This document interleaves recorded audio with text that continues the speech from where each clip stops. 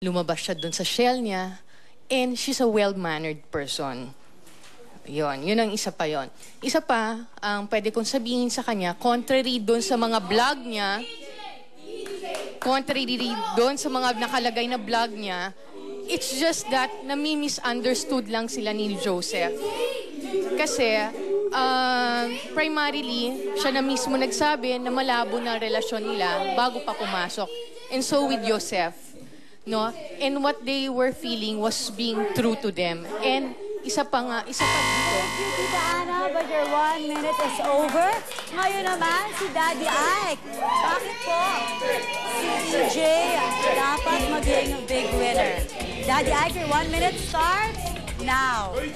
Bakit ko nasabi na dapat si EJ ang maging isang big winner sa teen edition na to?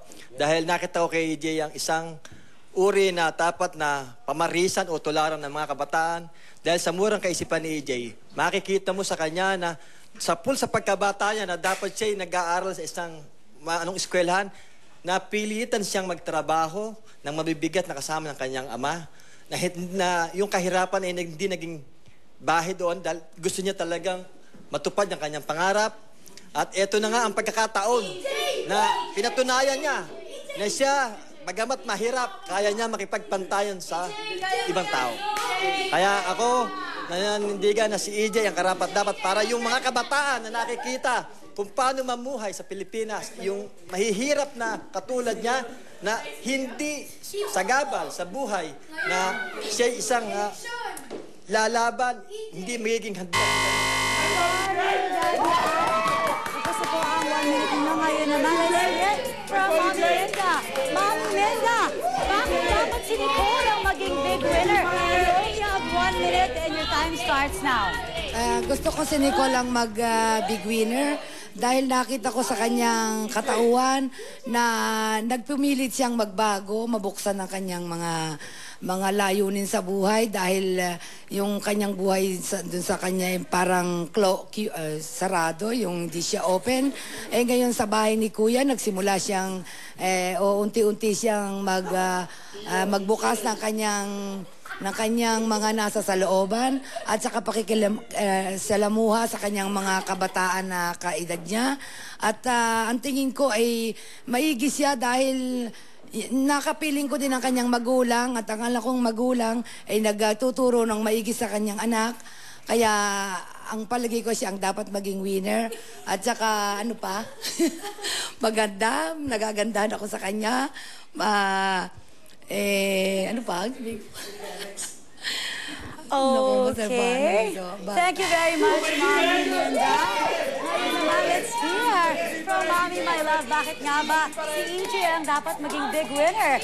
Mommy My Love, your 1 minute starts now. Sa akin po, ang napilit pong big winner ay si AG po. Sana marinig natin si Mommy My Love. Si AG po, kasi po, hindi naman po sa naging mahirap siya, hindi po. Kasi may nakita po akong katangian ni AG talaga na tularan talaga ng kabataang Pinoy. Yung pagkamahinahon niya, mabait siya. Lahat ng ginagawa niya sa bahay, ginagawa niya. Kahit anong sinasabi sa kanya, tinatanggap niya. Yung mga task, ginagawa niya ng mabuti. Naging mabait siya sa mga kasamahan niya sa loob. Talaga si AJ talaga napakabait na bata. Tapos, si AJ at saka si Nan, sila yung pagkaibigan sila sa loob. Nakita ko rin si Nana may pagbabago rin dahil rin kay AJ. Opo. Kaya si AJ ang gusto ko, yun ang represent natin na kabataang Pinoy. Yun lang po. Okay. Thank you very much, Mommy My Love. Ngayon naman, I'm gonna give you guys 2 minutes at kahit sino pwede magsalita dito. Yung mga sinabi nila pwede yung pag-usapan. So bakit dapat si Nicole? Bakit dapat si EJ? Your 2 minutes starts now. Anyone can talk. Bago ba na sinasabi natin tungkol kay EJ? Ang mundo niya nag-revolve lang din kay Valerie.